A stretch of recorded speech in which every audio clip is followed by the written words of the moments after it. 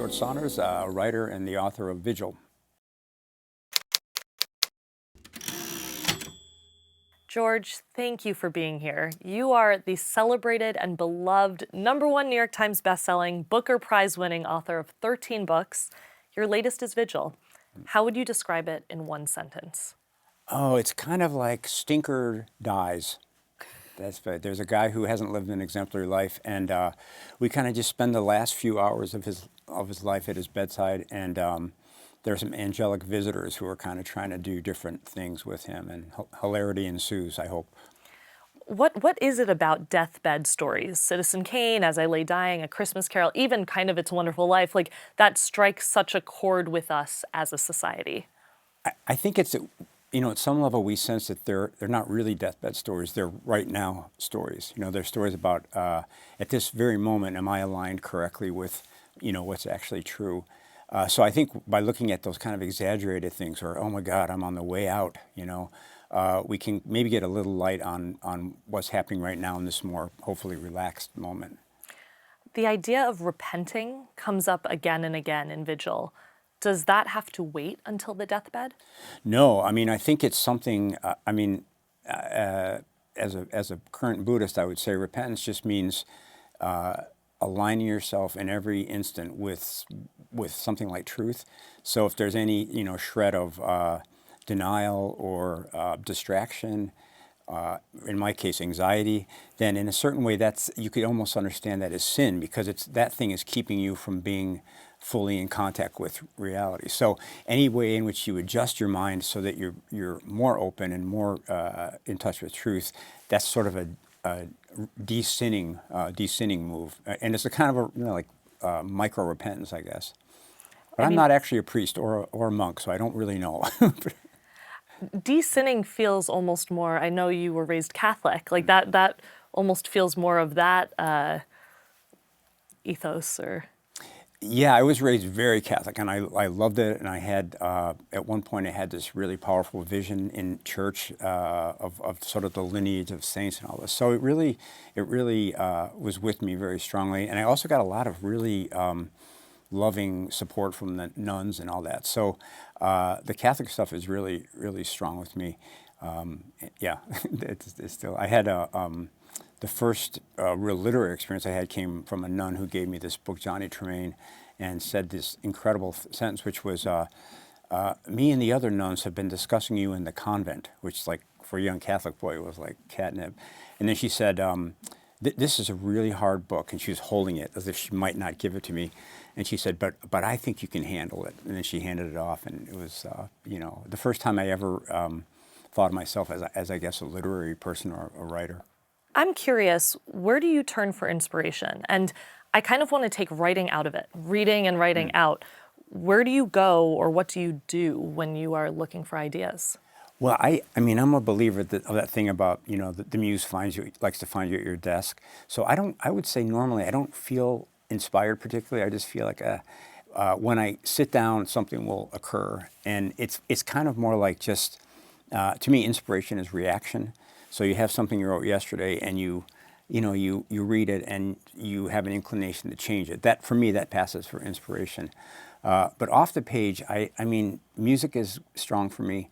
When I was finishing Lincoln and the Bardo, I was listening to a lot of Wilco, a lot of Slater-Kinney, some Aaron Copland. And I think what that does for me is it just reminds me of, like, excellence.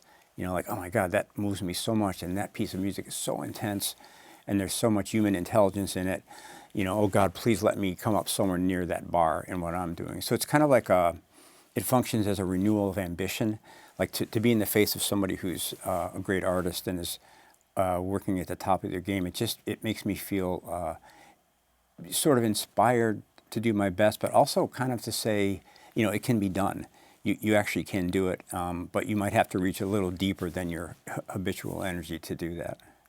I can't imagine the answer is yes, but do you ever listen to music while you are writing? No, I don't. I feel like it's like patting your tummy and rubbing your head. Well, it's also, yeah, right, exactly. I feel that, when I'm writing, the main thing I'm doing in a kind of complicated way is trying to imagine you, the reader, when you receive that text. And my revision thing is all about trying through my cuts and my additions to communicate respect for you. So like I'm trying to, by the cuts, imagine a reader who is like 10% smarter than me and more worldly and better traveled. So that process, it requires kind of quiet. You know, I have to know, I have to have some approximation of how you're going to receive it. So if I'm listening to a great song that I love and I've got that kind of, you know, like excitement from that, I can't assume that you're going to be listening to the same song. So for me, it's a very quiet kind of activity, and lots of rereading in that quiet mode. And then I'm really just trying to posit a reader on the other end of it. You know? Last year, you were awarded the National Book Foundation's Lifetime Achievement Prize. In your acceptance speech, you said that, and I quote, "Literature is what we are doing in every moment." What did you mean by that? Yeah, well, I mean, the neuroscientists are now finding out that when you walk into a new space and open your eyes, the mind kind of basically does a rough draft of where you are. And weirdly, it happens, I guess, at the back of your brain.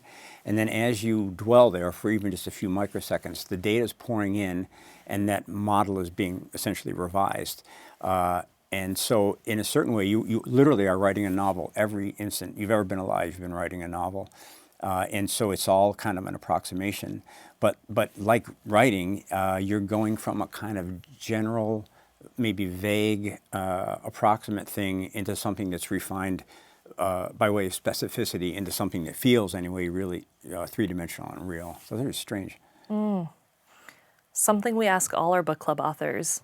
You're stuck on a deserted island. You can only bring one book. What book are you bringing? How to Build a Boat. No, I think I would bring, I don't know, maybe, well, I mean, honestly, I'd probably pick out the densest, hardest Buddhist text I could find, and then knowing that I wouldn't get it and it would take me maybe all that time to figure it out. In literary terms, I think I would pick Dead Souls by Nikolai Gogol, because it's a weird book. I love it, and I can't really say why. It's funny, but not that funny.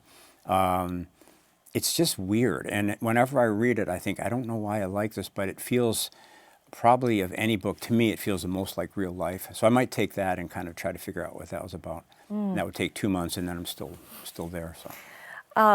Am I right that you have 2 adult daughters? That's right, yeah. What was your favorite book to read to them when they were young? Oh, well, we read a lot of books, and I hadn't really, as a kid, I wasn't a big reader, really, and so a lot of the classic books were kind of new to me. So I remember we read The Little House was always a lot of fun, and I think it was the Sleep book, the Dr. Seuss Sleep book, and the Sneetches, and we had we basically had it memorized, and we'd do different voices and stuff, so that was a really sweet period. The other one I love is, I think it's called The 100 Dresses, is that the right name?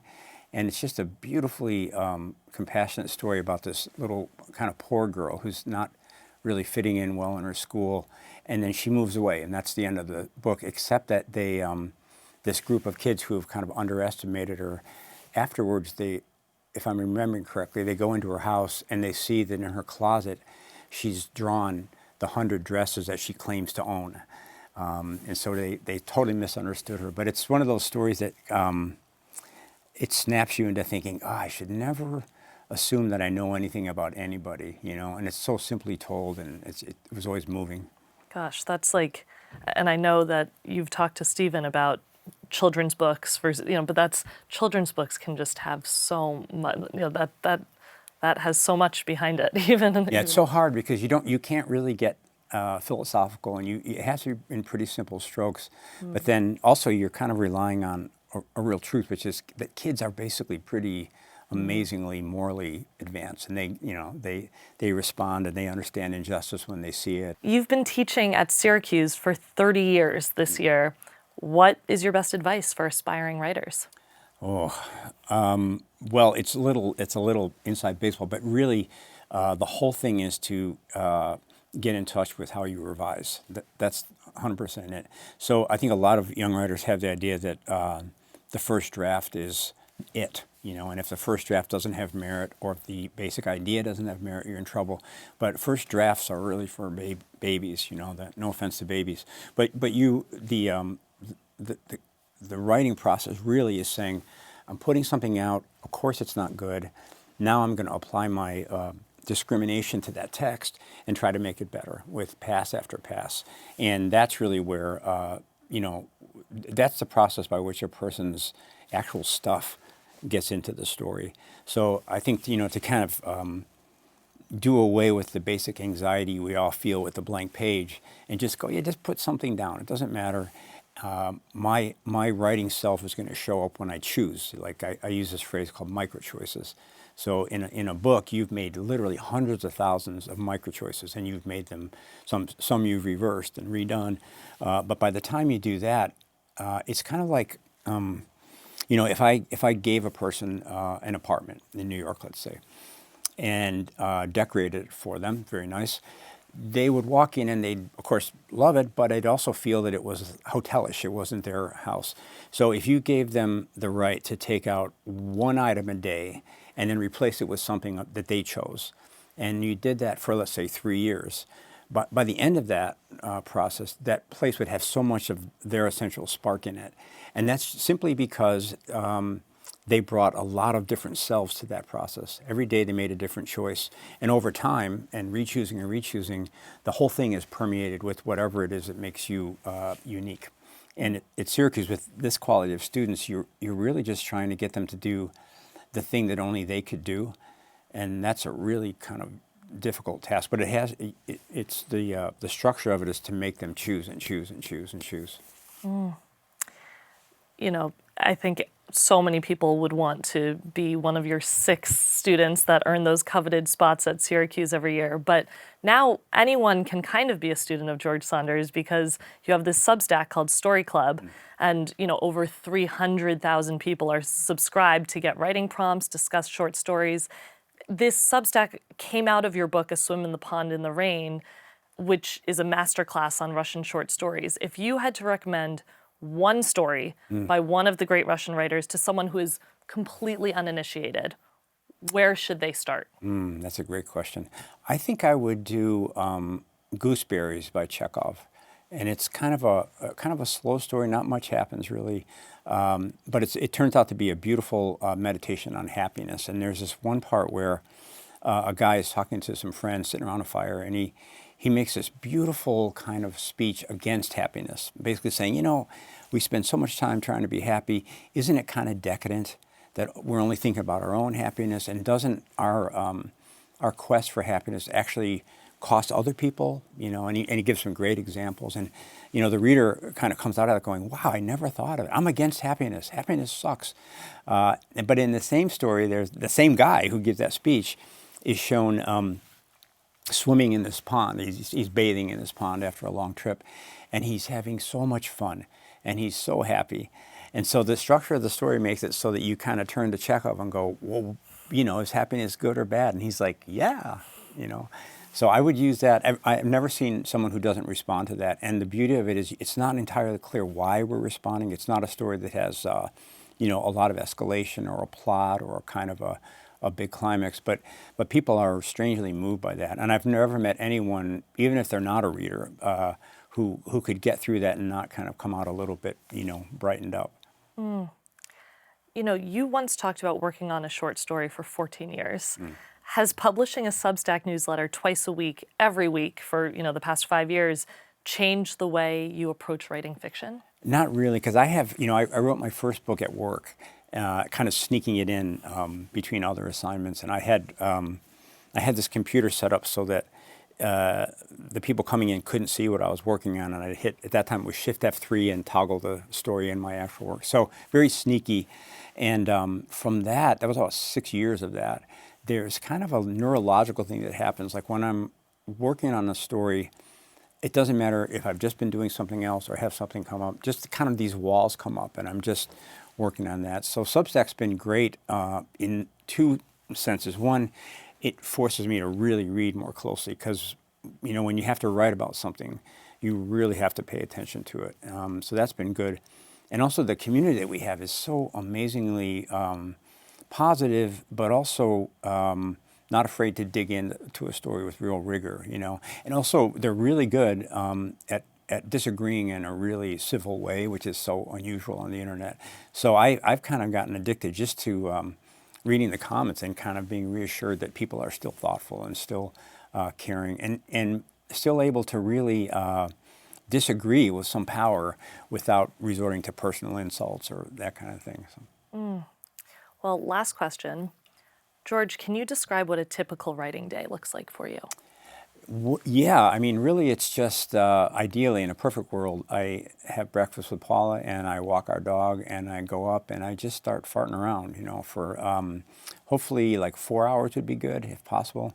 We usually take a little lunch break, but it's very, I started at work, it's kind of a low demand environment. I don't have to have quiet. I don't really have any rituals. But the main thing is just to kind of, take the story I'm working on and kind of have that little bit of anxiety, like, oh God, I hope it's good, and I don't know if I can work today, and then just work against that by just pulling it forward, really, and kind of just looking at it and waiting for my natural kind of love of prose to kick in. So you read something and you go, oh no, that's not right. Cross it out, and just like that, you're writing. Well, thank you so much for being here, George. Thank you so much. I really appreciate it. Vigil is available everywhere books are sold. For Late Show Book Club updates, follow our Instagram, @Colbert Late Show.